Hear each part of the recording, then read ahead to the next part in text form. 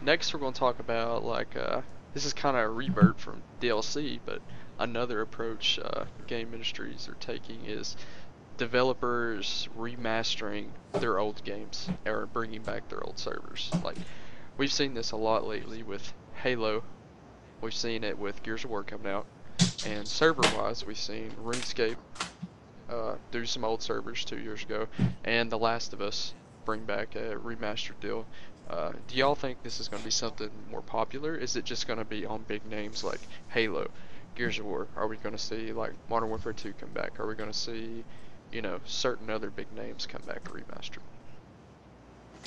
Well, while Steven's digging for his remastered games, because I know he's probably got a couple of them between consoles. To touch on that one, I mean, if you think about it, this is a very smart move. Now I know there's always contract terms that get in the way. Of course, you mentioned Modern Warfare 2. I don't know if that's a very realistic wish for us gamers to have, because the whole contractual issues with Infinity Ward and Call of Duty as a game that they were using. So as you can see, there's a lot more remastered coming out then, and there's more coming out now. So I feel like this is a very good grasp at gamers, of course, who were like, well, I like these games better. I'm not moving off 360 to Xbox One because I've got these games I enjoy. So it's reaching out and grasping at those players, saying we can offer you new games and your old games as well, which also includes bringing back the emulators. So now these 360 players can keep their games, sell their 360, go buy a new Xbox One. They get a new range of games, they get remastered games, and they get backwards compatible games. Yeah. I love the concept because I love going back and playing some of my old games. I've played Mass Effect, I believe, the first two, like who knows how many times. And I know for a while there was a rumor floating around that there was going to be a remastered version of the entire trilogy. And I would love for that to happen. And part of me is worried that the new backwards compatibility, since one of the first to come out for the Xbox One is the original Mass Effect. And that kind of worries me because I would love to go back and play all of the Mass Effect games in a remastered HD sense before Mass Effect Andromeda comes out in the next year or two. Yeah. So that kind of leads on to like the next thing I want to talk about. Do you think that your hype is the same as it was when the first game came out? Do you feel the same? It's like, oh wow, I'm getting to play this game remastered. Is it the same feeling, the same hype that you get as you did 10 years ago? Halo Master Chief Collection. I mean, that's all I have to say. Think of the hype before that came out. I know at least two people that went out and bought Xboxes specifically for Master Chief Collection. And then I'm like, okay, this is awesome. And then the game was broken. Hmm. So, I mean, the hype was there. Everybody thought, oh, this is going to be the best thing ever. And then it was just kind of pushed over to the side after you figured out that it was bad. But, I mean, the hype is going to be there. Eric has said a couple times that he loves the Gears of War series. Said it was one of his favorite series on the original Xbox 360. It was fun for him. He enjoyed it. And how he played the beta and how he's looking forward to the re-release of Gears of War on the Xbox One. I think that is a big thing in the future of gaming because you've got the nostalgia factor. You've got people who are wanting to come back and play these games that they loved in the past. And now you've got like pretty graphics. They're going to love it. Yeah, I could kind of touch on the hype now. I mean, growing up, the first game I remember playing on the original Xbox was the first Halo with my brother when he went out and mowed, and I was like 6. And he was like, sure, you could play it. And I, couldn't even get past the first mission because I was so scared of the hunters I wouldn't go in there.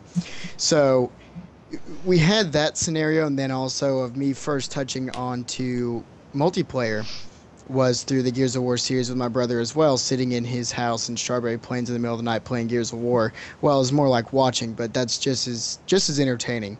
So you get the nostalgia factor for me because I grew up watching these games and actually learning how to play on these games. And now as an adult who is honestly a little bit better at these games than I would have been earlier, not much, but barely.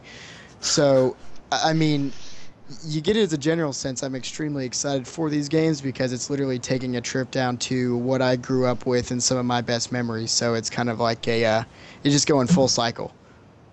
Oh yeah, I totally agree. Like when Master Chief Collection came out, I was just so happy, set like a month aside to just practice playing like Halo 4 and doing things like that. And And we if couldn't even find a multiplayer match. no, we couldn't. That was unfortunate. That's what led to my Xbox You downfall get for a one. while. But Get one. like if they came out with like a Modern Warfare 2 or like things like that, and nothing would be like coming back and doing like no scopes or just reaching over and just be like, what is it? And bring it up. Things like that all the time. Nothing would beat just that, Commando that Pro. epic hype. Yeah, just MLG no scoping on everybody at 22 years old when I was doing it when I was like 16 years old.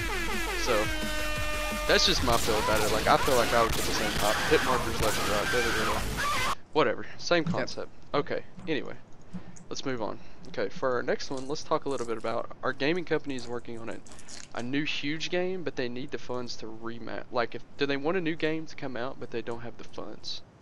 I guess you could say. So they remaster an old one to get the funds to make this new one. Because let's think of Halo 5, for example. Did 343 Industries have enough funds to make this game? Because games nowadays, I would say, take millions and millions of dollars to make. Because I don't know how much it took to make Destiny, but say 343 on their Halo 5, did they need to release uh, the remastered Halo 2 to try to get the funds to make Halo 5 good enough?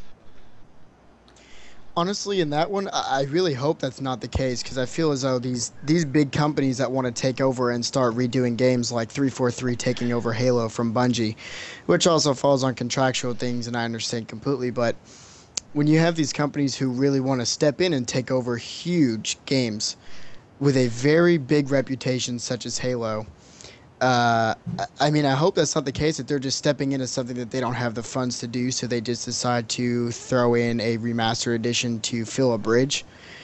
Um, I know that can't always be the case of them having enough money to do it, but that's not what the point of these remastered games needs to be. Yes, you get extra money off it from grabbing the nostalgia of previous players, but it's a general sense they should really have the mindset of doing these remasters in mind of the players, not so much of a money sense.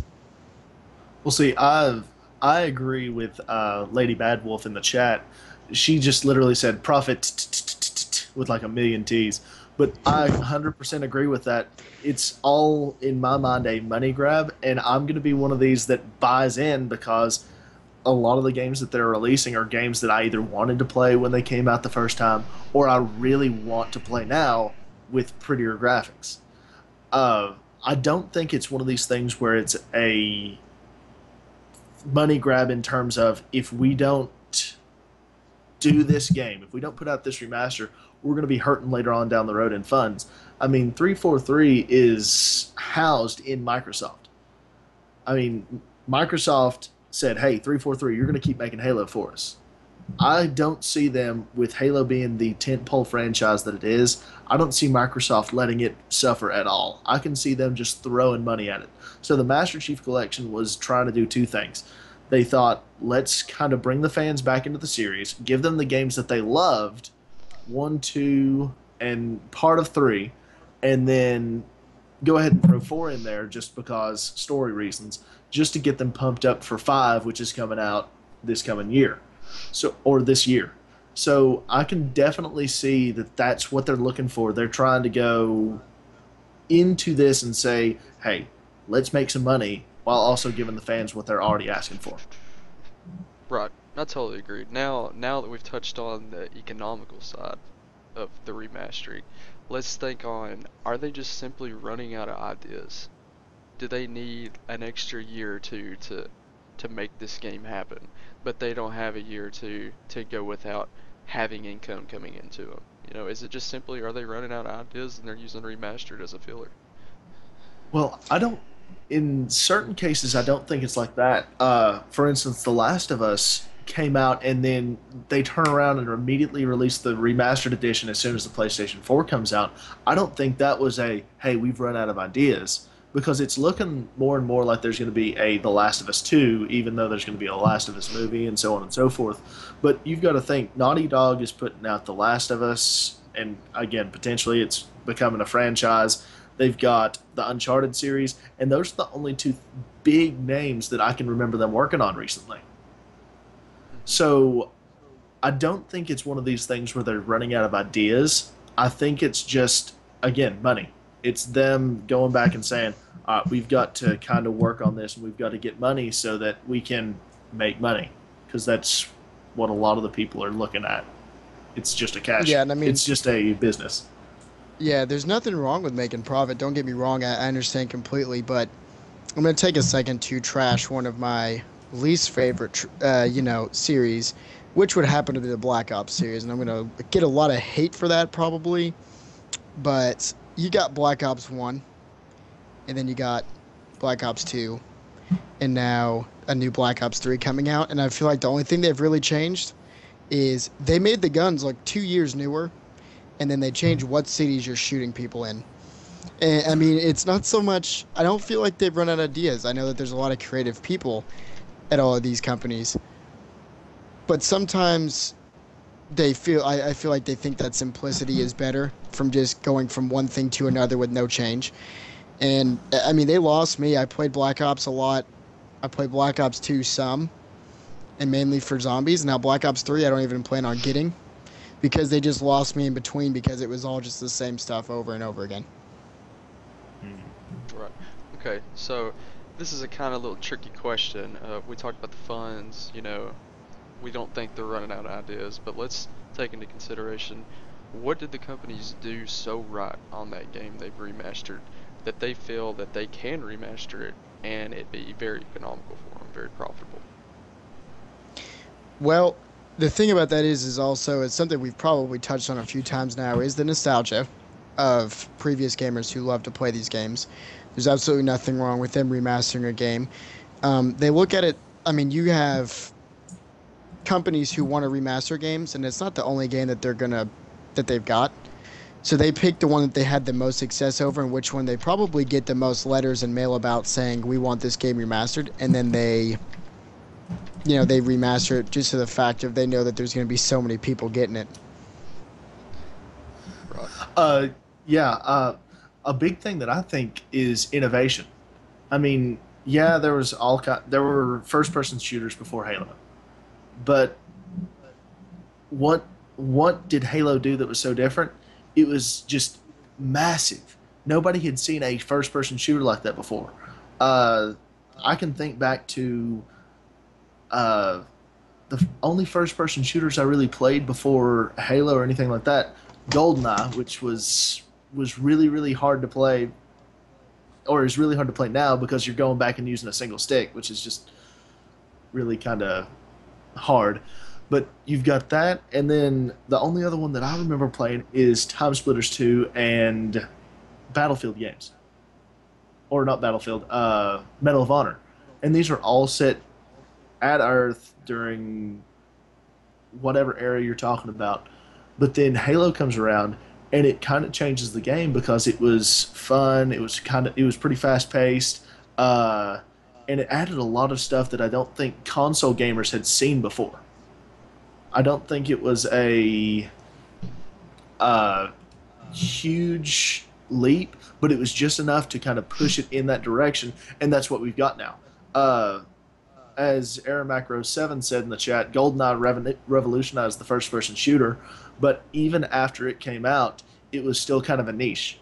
We didn't have the Call of Duties of the world.